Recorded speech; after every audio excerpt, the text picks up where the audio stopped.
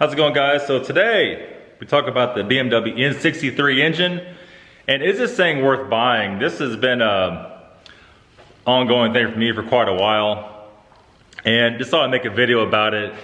There's a huge controversy about these engines, and the issue is there's a lot of recalls on them. There's lawsuits about them. If you don't know what the N63 is, this is an engine that started in 2008. This is a twin turbo V8. Okay, so actually, there's so many cars this engine is used in. Actually, I take pictures, screenshots.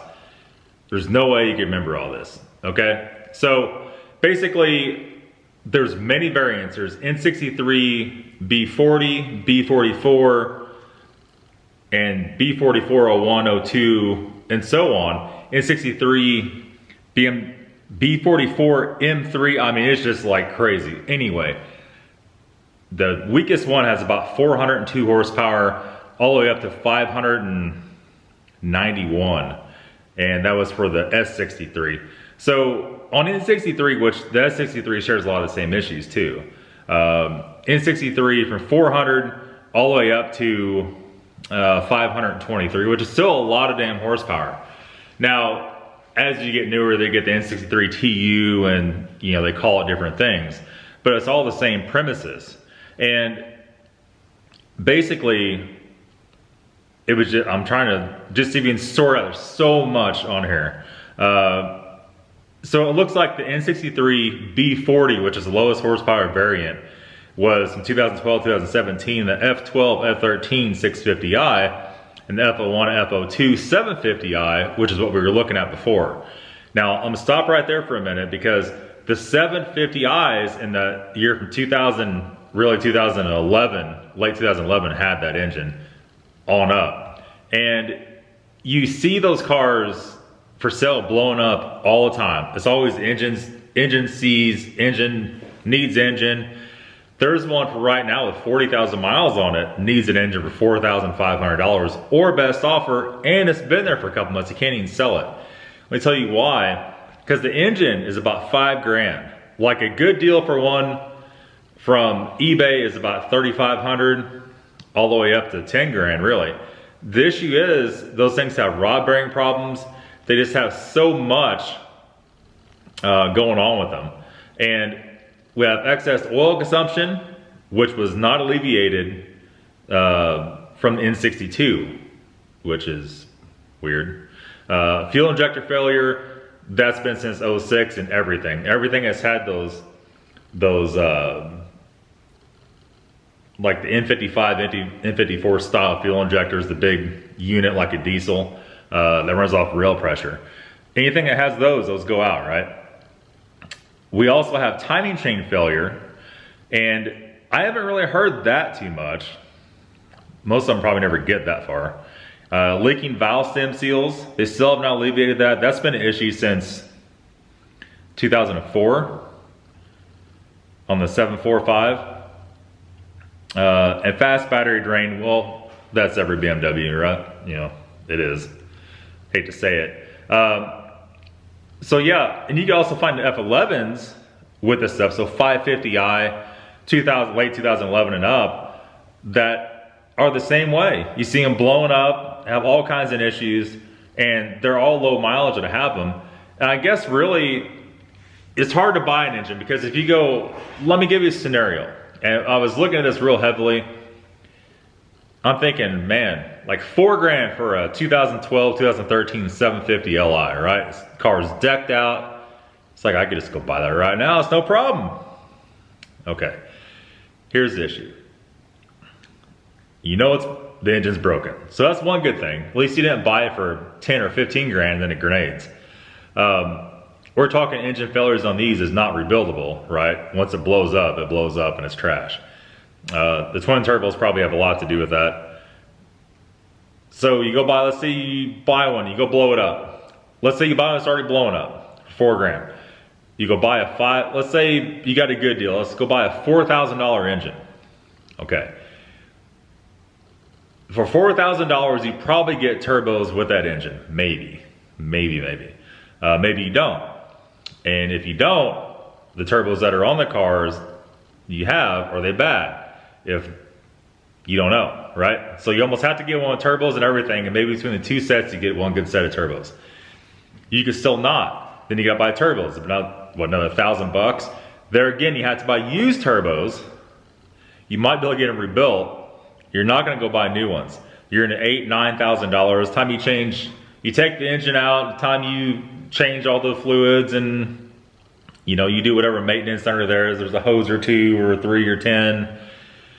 You gotta fix. You might as well do the pulleys while you're there. Depends on the mileage on the car. If it's getting 60, 70, 80,000 miles, you gotta do the pulleys, serpentine belt, look at the water pump. I don't remember if that was, I don't think that was electric water pump. I think that was still mechanical on that one. I have to go back and look. But before you put the new engine in, you just can't put it in, right? If it's got 40, 50, 60,000 miles on it, you gotta put it on the engine stand. You gotta take the oil pan off, you gotta look at the rod bearings. You gotta look at the timing chain stuff. You might as well replace the timing chain and tensioners. How much is that gonna cost? Probably a few $100. All right, so at that point in time, you're that far along with it, you might as well put a rear main in it.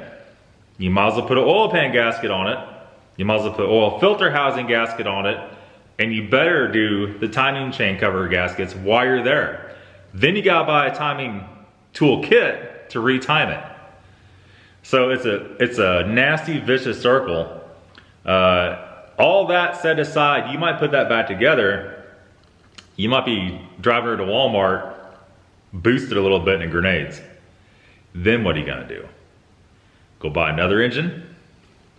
Aluminum block. If it grenades, it probably pokes a hole in the side of the block. I don't know what the nature of that is, but I'm sure it probably does. And I would think the higher horsepower engines you get, the worse it is. And I've heard stories of X5Ms breaking the transfer case on the X-Drive. The X-Drive cars, X-Drive 550s breaking the transfer case because it's too much power for it. Then you're having other issues with it. And the crappy part about it, if you buy a car that doesn't run, you don't know if there's any other issues. Now, you're buying a lower mileage because it's a newer car, maybe, but did it have an issue ongoing before it blew up? You just don't know.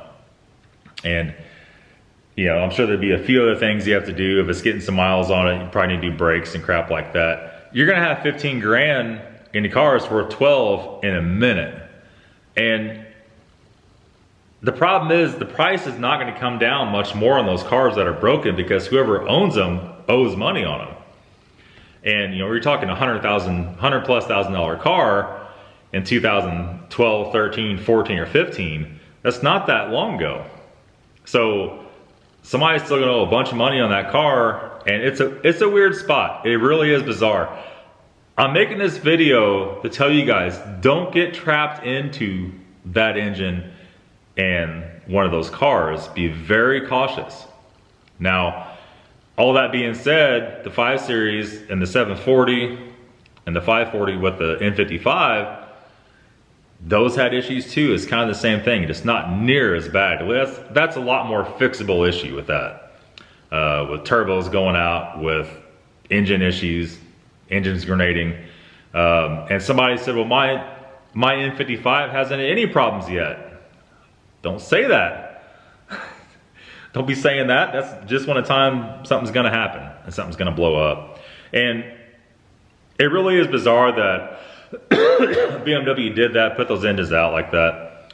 The newer you get, and some of there'll be fixes come out for these engines to fix some of that, but it seems like it does have some of the E60 M5 stuff going on to where you could fix it, you could drive it for a while. There's very costly problems arise quickly. You fix it, you drive it for a while, there's very costly problems come up quickly, and it's just a non-stop revolution. And, you know, I don't know. Am I scared to buy stuff? Not really. I mean, I could pretty much cover whatever, right? I have a big shop, we have all the tools. You could just money anything to death and make it run. But should I? Probably should not. That's probably not a very wise investment. You know, it's just, if you have a financial advisor, he's gonna tell you don't buy that. don't buy that stupid. He'd also tell you not to buy a Kia too, if you know what I'm talking about. But anyhow, all jokes aside, be careful out there, guys. That's a risky engine. That thing is like picking up chicks at Walmart. It might look good in the store.